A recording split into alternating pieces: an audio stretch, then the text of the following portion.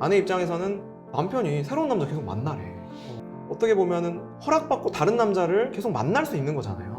그런 거를 좋아하는 분도 있을 수 있잖아요. 네. 그래서 이제 아내분이 뭐 속내는 모르겠으나 처음에는 맞춰주는 것처럼 갔었다, 남편 말에. 근데 어느 순간부터는 자기가 시키지 않은 것들까지 하더라. 그래서 점점 더 하는 거죠. 그래서 남편분이 출장을 장기간으로 가시면 급기야 뭐 이제 자기가 마음에 드는 남자를 찾아서 집에 데려와서 며칠 동안 같이 동거를 하신대요. 근데 이제 남편분은 그런 취향이시니까 네. 너무 혼되는 거야. 네, 안녕하세요. 살아야 끓는 MC 정애연입니다. 오늘은 법무법인 정양 이승훈 변호사님을 모시고 이야기 나눠보도록 하겠습니다. 오늘 좀 이 내용 잠깐 읽어봤는데 의뢰인이 남편의 그 충격적인 성적 취향 때문에 변호사님을 찾으셨다고 들었는데 네네. 어떤 내용일까요? 마음의 준비를 좀 하셔야 돼요. 이게 저요? 일반인들의 성적 관념으로는 좀 이해가 어려울 수 있고요. 네. 그렇지만 우리가 또 시대가 바뀌었다는 걸 조금 감안했을 때는 네. 조금 준비를 하고 들어보셔야 될 것 같아요. 네, 준비하고 들어보겠습니다. 어찌됐든 그 의뢰인분이 한번 찾아오셨어요. 네. 찾아오셨는데 이제 이분은 좀 중요한 얘기가 있으니 그 회사 말고 밖에서 이제 좀 얘기를 나누고 싶다 그래서 찾아오셨어요. 그래서 이제 저희 직원들하고 이제 같이 가서 이제 얘기를 나눴는데 네. 좀 충격적인 얘기여서 제가 문을 꼭꼭 닫았어요. 카페에. 이분이 굉장히 좀 나이는 저보다 조금 있으셨으니까 한 40대 초반 정도 되셨는데 네. 어느 정도 사업도 좀 성공을 하셔서 소위 말하는 좀 부잣집 그런 맏며느리 같은 느낌도 있으시고 네. 피부라든지 외모적으로도 굉장히 좀 관리가 잘 되셨어요. 네. 네. 근데 이제 남편분하고도 사이가 좋으시대요. 처음에 이제 전체적으로 얘기를 하셨을 때. 근데 이제 무슨 문제가 있을까? 이제 꺼내놓은 얘기가 남편이 성적 취향이 조금 특이하다. 이분들이 원래 연애하실 때부터 성적으로 개방적이었어요. 그러니까 소위 말하는 헐리우드 스타일. 좋게 말하면 쿨한 거야. 그러니까 서로가 원하는 성적 취향들을 다 얘기를 하고 서로 받아주고.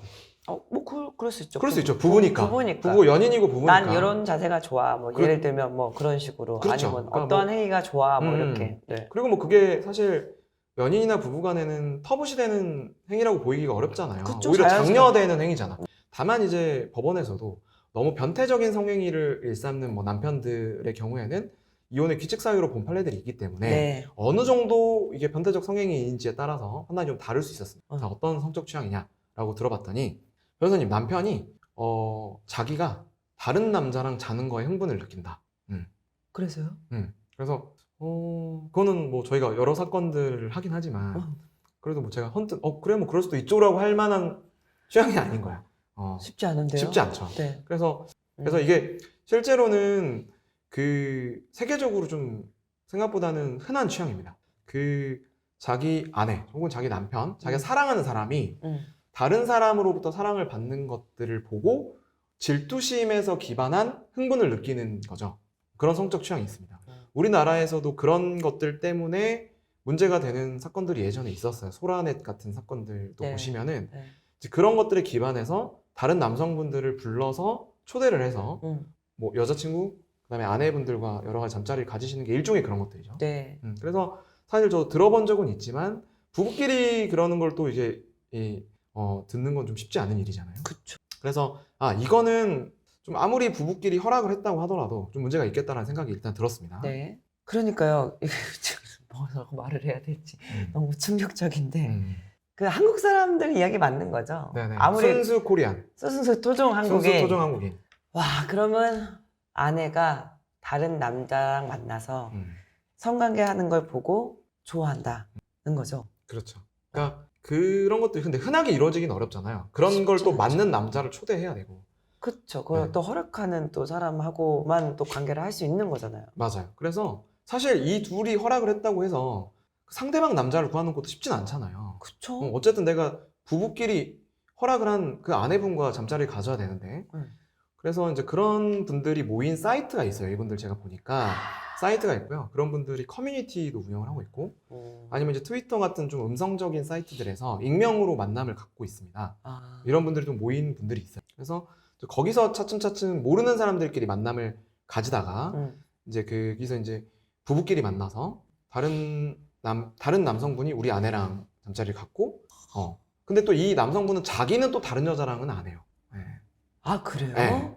그러니까 이 그 성적 욕망의 근원에는 제가 정신과 전문의는 아니지만 네. 질투심의 유발에 있는 거기 때문에 본인이 다른 여자랑 자는 거에 흥미가 있는 게 있는 아니라. 건 아니에요. 근본적으로. 물론 그렇게 하실 수도 있겠지만. 그래서 내 여자가 다른 남자와 스킨십을 하는 거에 흥분을 느끼는 거지 내가 일반적으로 바람을 피는 거에는 별로 흥미가 없는 거지. 그렇죠. 그래서 이분이 다른 여자를 부르시는 건 아니고 내가 놀 사람을 부르는 건 아니고 다른 남자를 계속 부르시는 거예요. 아, 그래야지만 흥분이 또 되시는구나. 그렇죠. 네. 그래서 이제 처음에는 트위터나 커뮤니티에서 모르는 남성분들을 부르시다가 네. 이게 점점 지인들을 부르시고 싶어 하시는 거죠. 네, 그래서 이제 뭐 들어보니까 점점 이제 뭐 자기 친구, 남편 친구, 네. 남편 친구가 뭐 내 친구가 너 옛날에 되게 몸매 좋다고 하더라.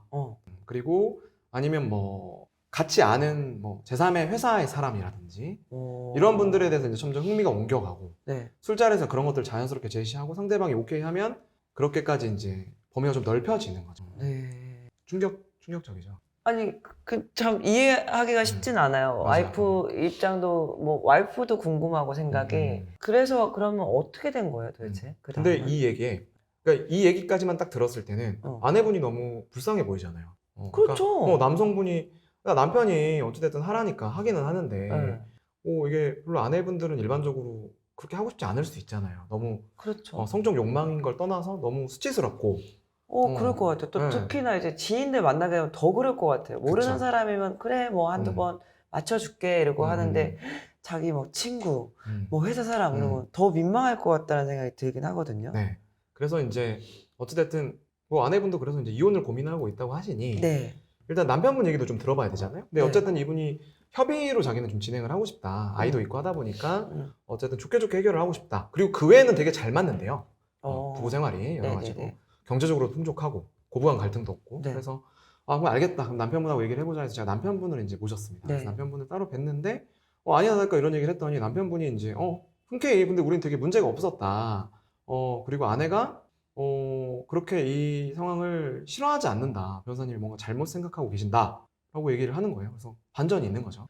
반전이요? 그럼 남편 이야기는 또 다른 이야기가 있어요? 네. 그래서 이제 뭐 우리가 이혼 사건들이 다 우리 쪽 입장이랑 상대방 입장 들으면 다 또 다르잖아요. 그렇죠.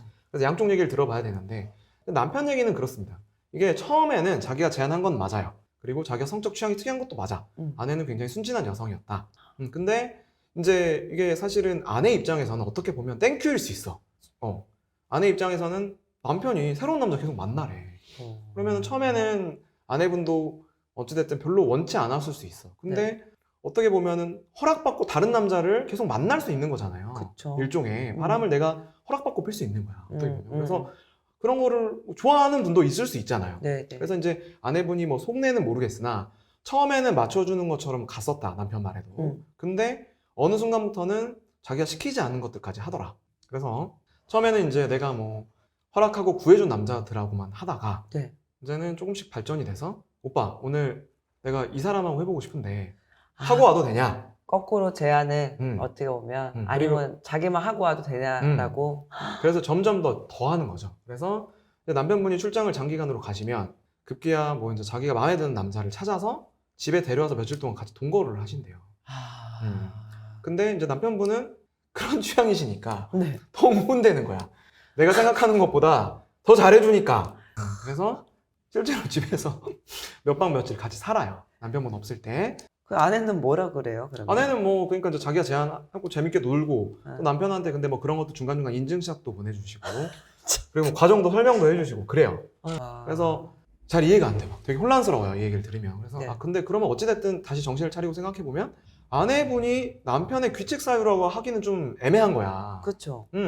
본인이 이걸 못마땅해 마지못해 했다고 보기에는 좀 어려운 정황이 있는 거죠. 네. 그래서 이제 점점 과감해지는 거예요. 아내분이 뭐 이제 남편분이 이제 멍석을 깔아주니까 자기 회사의 뭐 직장 동료, 후배, 거래처, 동네 사람들, 그래서 그냥 마구잡이로 이제 만나는 거예요.